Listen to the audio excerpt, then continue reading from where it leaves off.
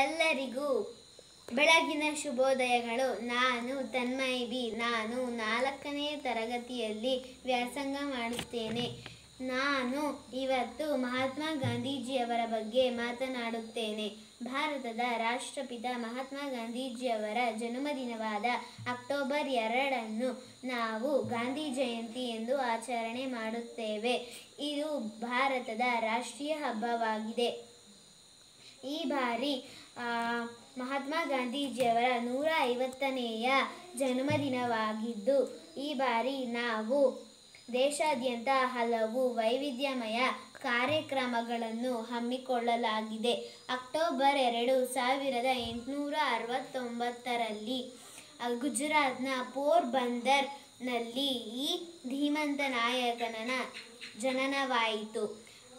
ಮಹಾತ್ಮ ಗಾಂಧೀಜಿಯವರ ಪೂರ್ಣ ಹೆಸರು ಮೋಹನ್ದಾಸ್ ಕರಮಚಂದ್ರ ಗಾಂಧಿ. ಮಹಾತ್ಮ ಗಾಂಧೀಜಿಯವರ ತಂದೆಯ ಹೆಸರು ಕರಮಚಂದ್ರ ಗಾಂಧಿ ಹಾಗೂ ತಾಯಿಯ ಹೆಸರು ಪುತಲಿಬಾಯಿ.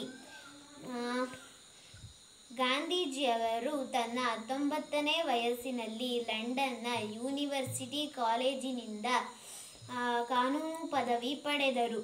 ಗಾಂಧೀಜಿಯವರ ಮೊದಲ ಚಳುವಳಿ ಆಫ್ರಿಕಾದಿಂದ ಆರಂಭವಾಯಿತು. ಮುಂಬೈನಲ್ಲಿ ವಕೀಲಿ ವೃತ್ತಿಗಳನ್ನು ಆರಂಭಿಸಲು ವಿಫಲರಾದ ಮಹಾತ್ಮ ಗಾಂಧೀಜಿಯವರು 2 ವರ್ಷಗಳ ನಂತರ ದಕ್ಷಿಣ ಆಫ್ರಿಕಾಕ್ಕೆ ತೆರಳಿದರು.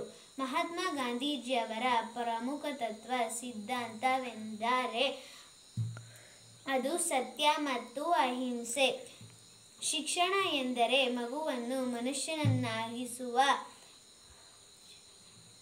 ಸರ್ವಾರ್ಥ ಸಾಧನ.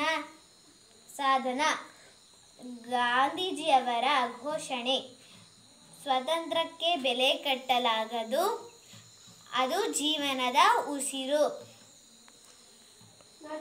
ಪಾಪವನ್ನು ದ್ವೇಷಿಸಿ, ಪಾಪಿಯನ್ನು ಪ್ರೀತಿಸಿ. ಧನ್ಯವಾದಗಳು.